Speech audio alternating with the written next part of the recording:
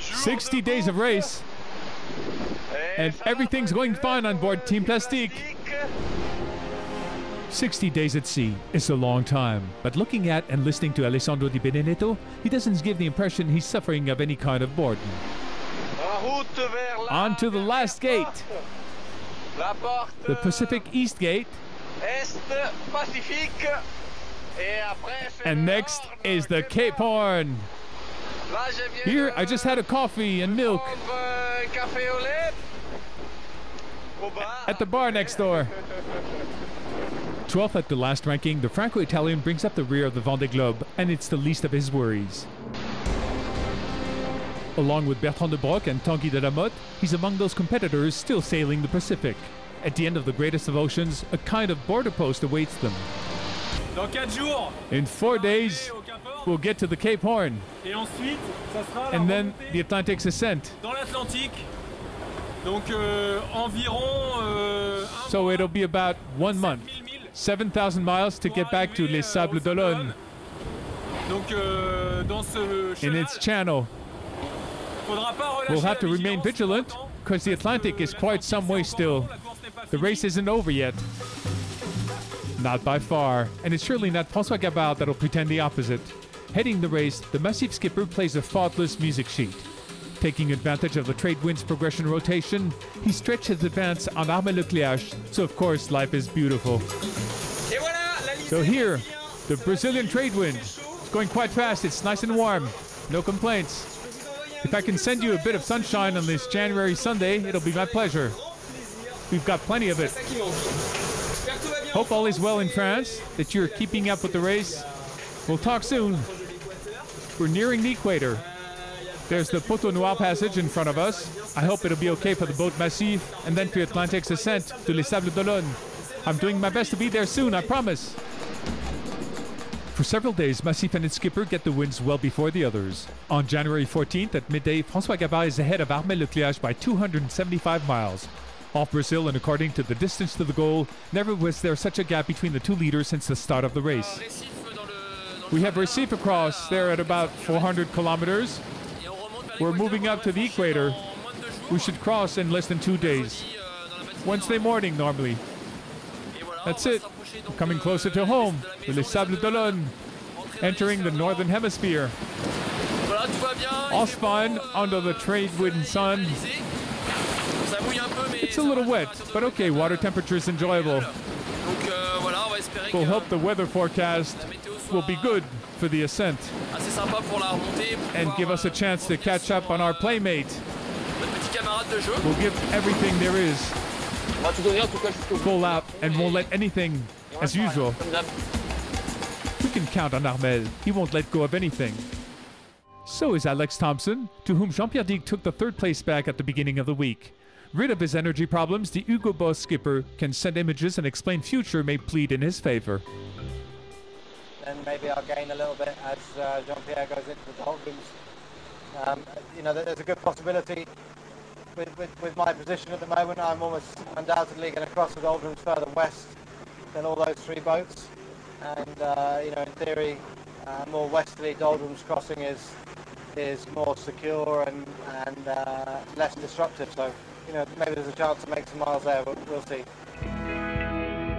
If the 4 boats in the lead were able to avoid the Sainte-Hélène anticyclone traps, in the back it's a little more complicated. Sunset under low winds. South Atlantic, it's beautiful. Simply beautiful. It's true. We're not going very fast.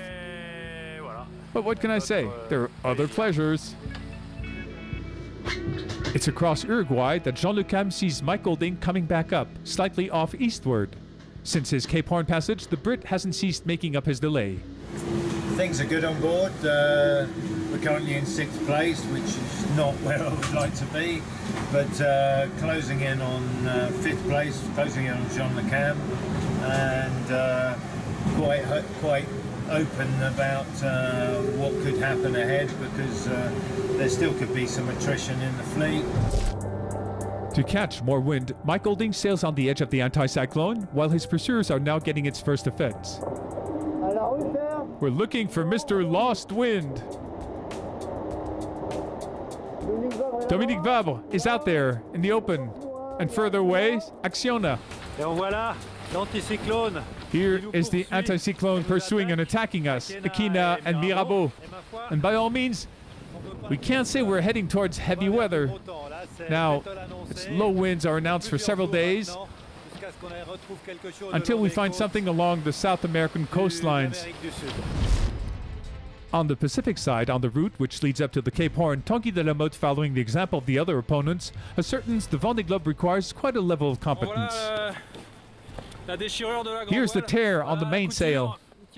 Here's the stitch that's been done so far. I did it on both ways, crossing.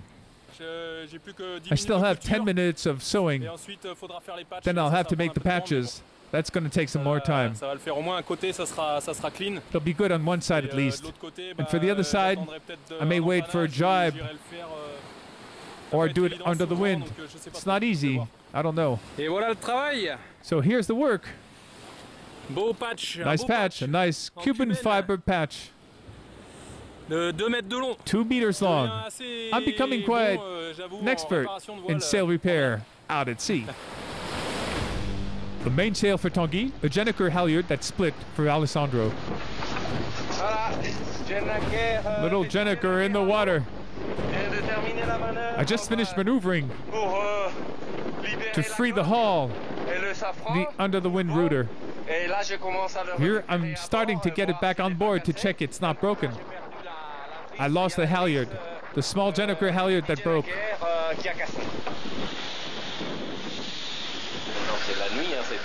It was nighttime. It all happened at the end of the day after the sunset.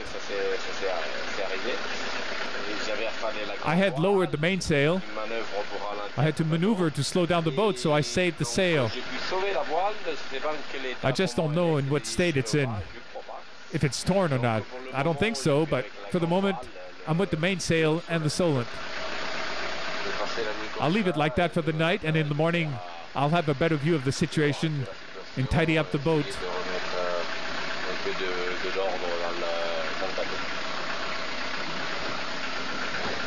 Such things happen. Not any equipment problems, or so it seems for Bertrand de Broc, who crosses the Cape Horn for the second time. It's all fuzzy and real intense. I see the coast on the port side. I took a third reef in the mainsail because there are 45-knot swats. First land in 2 months' time. A few hours later, it's Tanguy de la Motte's turn, a first go at it. There, my first Cape Horn! Passing it overnight, the Initiative Cœur skipper didn't see the rock, but can surely add a line to his resume. I've become a Cape Horner, yes! Incredible! 66 days after the start from Les Sables d'Olonne, some competitors come to an end with the Pacific Ocean, while others cross the equator again, and are back in the North Atlantic. As first of the rope line, François Gabard lowers by 5 days the reference time established by Michel Desjoyaux in 2009. An obvious sign this edition runs at an extremely high rhythm. There are still obstacles to cope with, so as to keep doubts about the end result.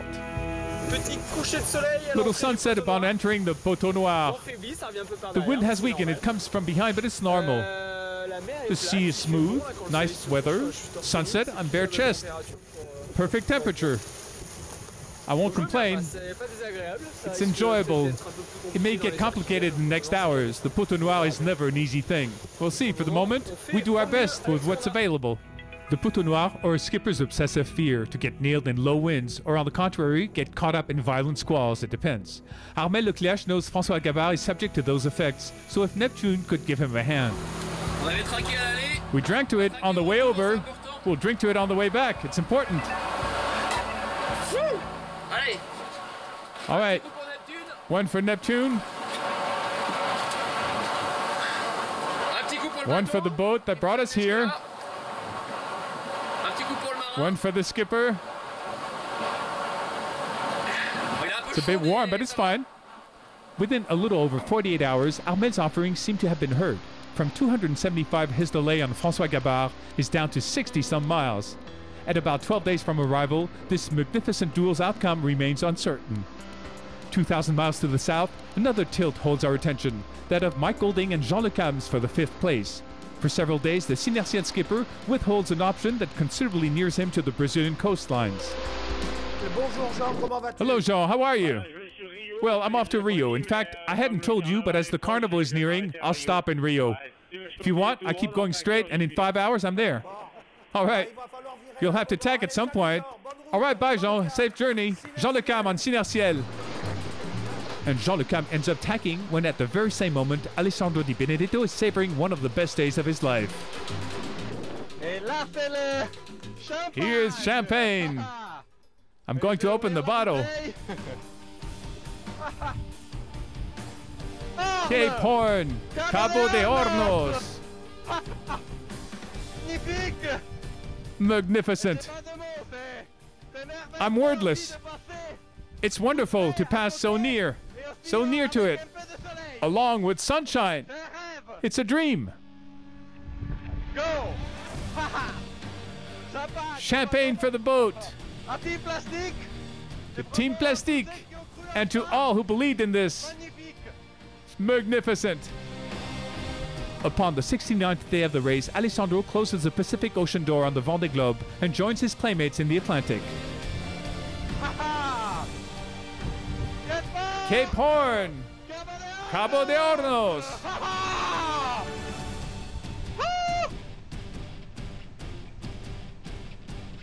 Magnificent rock! Magnificent rock!